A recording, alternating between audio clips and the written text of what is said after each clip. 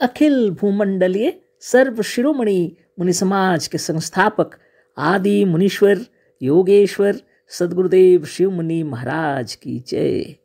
उपस्थित मुनि वृंद, साधु सज्जन वृंद, संत वृंद, साधक वृंद, आध्यात्म ज्ञान के जिज्ञासुओं और प्रेमियों, सभी श्रोता वृंद, आप सबको मेरा कोटिशः नमन, सप्रेम जय जीव। तो आध्यात्मिक चर्चा चल रही है और हम लोग सद्गुरुदेव शिव मुनि महाराज रचित ग्रंथ सत्य सुंदर और स्वतंत्र विचार पर चर्चा कर रहे हैं। अध्याय 19 पर चर्चा हो रही है।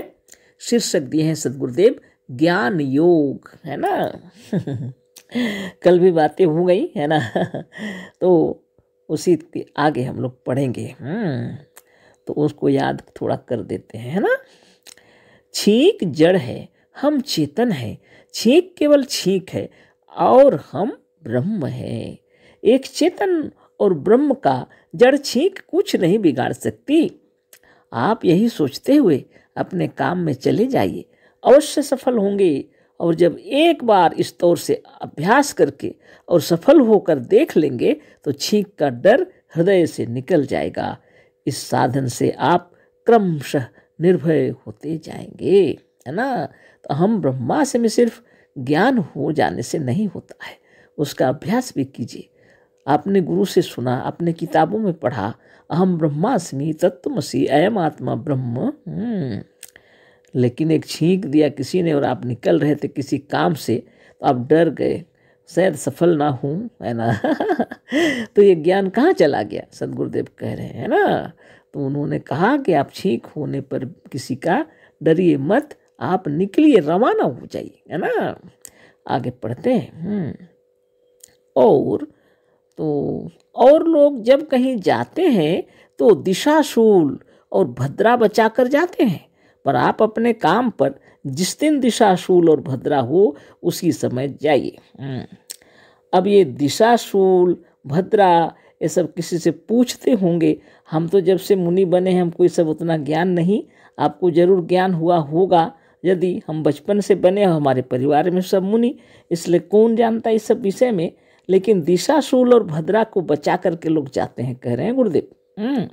पर आप अपने काम पर जिस दिन दिशाशूल और भद्रा हो उसी समय जाइए। तो हम लोग तो ये सब कुछ नहीं करते, निरंतर निकलते हैं, सारे काम सफल हुए, है ना। मन की भावनाएं जो है ना, आपको आगे ले जाती हैं, पीछे ले आती हैं, आपको सफल करती हैं, आपको असफल करती हैं। सबके पीछे आपके विचार हैं, है ना, सद्गुरु का कहना है। और लोग जब कहीं जाते हैं तो दिशाशूल और भद्रा बचा कर जाते हैं, पर आप अपने काम पर जिस दिन दिशाशूल और भद्रा हो उसी समय जाइए। मन में दृढ़ता रखिए, मन में दृढ़ता रखिए। दिशाशूल और भद्रा आपका कुछ नहीं बिगाड़ सकती, है ना। आप अपने कार्य में अवश्य सफल होंगे। और जब एक बार आप भद्रा और दिशाशूल में भी सफल मनोरथ होंगे तो भद्रा और दिशाशूल का भय हृदय से निकल जाएगा। और जब इनका भय हृदय से निकल गया तो आपका आत्मबल बढ़ता जाएगा, है ना। बिना साधन के केवल ज्ञान से आत्मबल नहीं बढ़ सकता, है ना। तो दिशाशूल और भद्रा हो फिर भी आप निकलिए अपने काम से और विचार कीजिए ये हमारा कुछ नहीं बिगाड़ सकता, हम अवश्य सफल होंगे। और सफल मनोरथ होकर के जब आप आएंगे तो आपके हृदय से इसका भय निकल जाएगा और आपका आत्मबल दृढ़ता उसमें आ जाएगी, है ना। आत्मबल बढ़ता चला जाएगा। बिना साधन के केवल ज्ञान से आत्मबल नहीं बढ़ सकता है ना। तो योग तो करना है, यही है क्या, ज्ञान योग, है ना। आपको ज्ञान हो गया लेकिन आप उसका योग करेंगे तब ना। ज्ञान तो हो गया, योग कीजिए, एक्सरसाइज कीजिए, मतलब उसका क्या करना, प्रैक्टिस कीजिए। योग वही है साधन, है ना। बिना साधन के केवल ज्ञान से आत्मबल नहीं बढ़ सकता। आप बीमार हैं, दवा ना कीजिए। सद्गुरुदेव कह रहे हैं, सब इतना आसान तो नहीं है सबके लिए, है ना। लेकिन यदि नित्य योगाभ्यास करते हैं तो ये आसान हो जाएगा, है ना। बहुत बड़ी बात है। आप यदि नित्य योगाभ्यास करते हैं तो आप बीमार होने पर दवा नहीं खाएंगे, लेकिन योग पर विचार से ध्यान तपस्या करेंगे तो कोई बीमारी छूट नहीं सकती। लेकिन साधारणतः अगर आप योग नहीं करते हैं तो आपको भय होगा। आप बीमार हैं, दवा ना कीजिए गुरुदेव लिखे हैं, लेकिन तो सब दौड़ते हैं ना डॉक्टर के पास। यह निश्चित है कि दवा किसी को निरोग नहीं कर सकती। बहुत बड़ी बात है ये ना। दवा वास्तव में किसी को निरोग नहीं कर सकती है, उनकी भावनाएं निरोग करती हैं। एक अच्छे डॉक्टर के पास हम जा रहे हैं, मेरा यह विकार दूर हो जाएगा, मन ने कहा। और जब डॉक्टर साहब के पास गए, उनसे बातें किए, हृदय आनंद विभोर हो गया, है ना। और फिर वो जो दवाई दी वो तो अमृत का काम किया।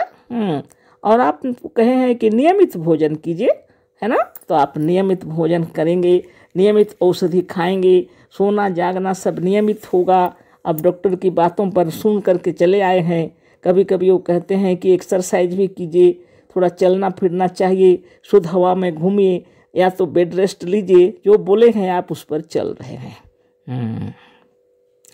मन में क्या है, हम निरोग हो जाएंगे अब, है ना। हमारे शरीर का बीमार जो है वो चला जाएगा, विकार जो है दूर हो जाएगा। ये भावनाएं ही आपको शुद्ध कर देती हैं, ये भावनाएं आपको निरोग कर देती हैं, है ना। ठीक से सुन लीजिए गुरुदेव क्या लिखे हैं। आप बीमार हैं, दवा ना कीजिए। यह निश्चित है कि दवा किसी को निरोग नहीं कर सकती। अशुद्ध चिंताओं और भावना से मनुष्य रोगी होता और शुद्ध भावना से अच्छा हो जाता है ना। अशुद्ध चिंताओं और भावनाओं से मनुष्य रोगी होता है निश्चित रूप से, और शुद्ध भावना से अच्छा हो जाता है। इस तथ्य को हमने खूब विस्तार के साथ निरोग होने का अद्भुत उपाय में लिखा है। उस पर तो हम लोग चर्चा कर चुके हैं, बीच बीच में सुन लीजिएगा। उसमें यह बतलाया गया है कि रोग वास्तव में कोई वस्तु नहीं है ना। मनुष्य को रोगी बनाने वाले औषध और डॉक्टर हैं, है ना।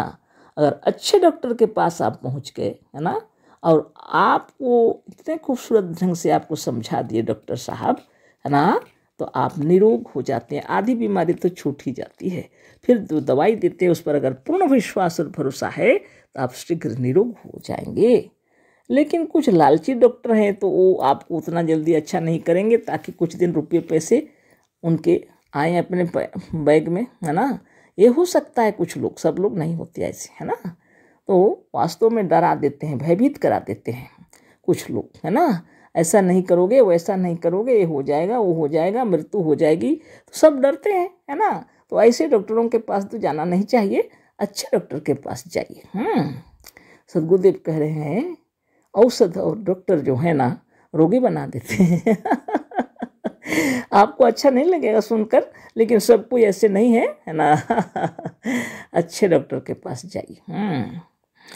और निरंतर योगाभ्यास करते रहिएगा तो आवश्यक नहीं होगा, बाद में मजबूत हो जाएगा मनोबल, आत्मबल, ज्ञान बल, योग बल दृढ़ हो जाएगा, तो औषधि की आवश्यकता ही नहीं पड़ेगी। जो आप भोजन करते हैं वो औषधि के रूप में परिणत हो जाएगा, है ना। बहुत बड़ी बात है ना। तो आगे हम लोग पढ़ते हैं, ब्रह्म निरामय है। यदि आप ब्रह्म हैं तो आप कभी रोगी नहीं हो सकते हैं।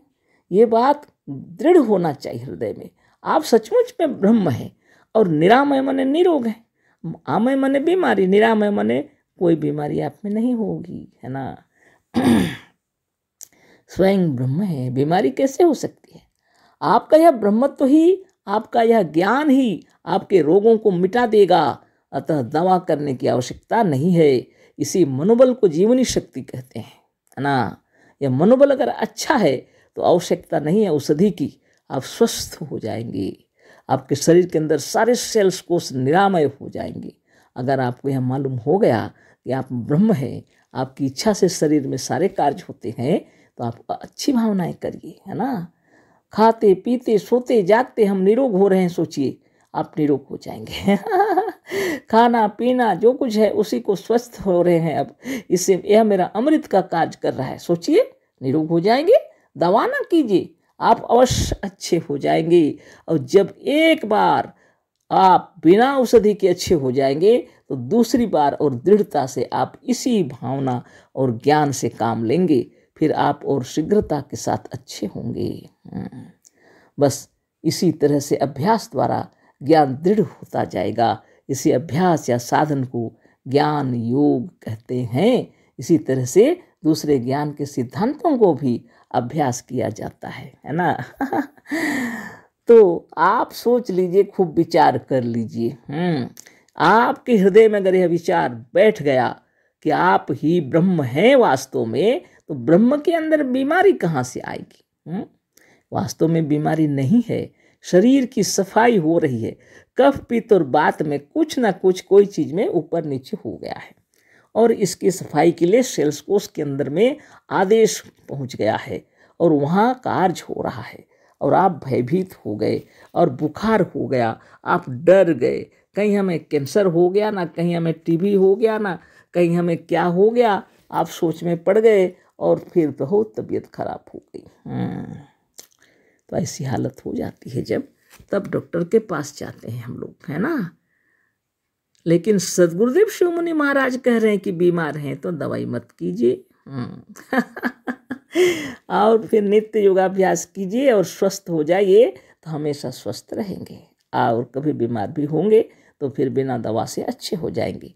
वास्तव में कोई बीमारी नहीं है, शरीर की सफाई है। निरोग होने का अद्भुत उपाय किताब पढ़ लीजिएगा। जैसे हम लोग घर का झाड़ू पोछा करते हैं ना, शरीर के अंदर आत्मदेव सफाई करते रहते हैं। कफ ज़्यादा हो तो उसको निकालते हैं, पित्त ज़्यादा हो उसको निकालते हैं, बात ज़्यादा उसको निकालते हैं। तो नस नाड़ियों के अंदर में रक्त संचारण हो रहा है शिरा प्रशिरा में, और अगर आप शुभ विचार करते हैं तो शुभ भावनाओं का रक्त पहुँचेगा, है ना। तो कल फिर चर्चा करेंगे, है ना। आज पूरा हो गया समय। अशेष धन्यवाद, कोटिशः नमन, सप्रेम जय जीव। सदगुरुदेव शिरोमणि महाराज की जय।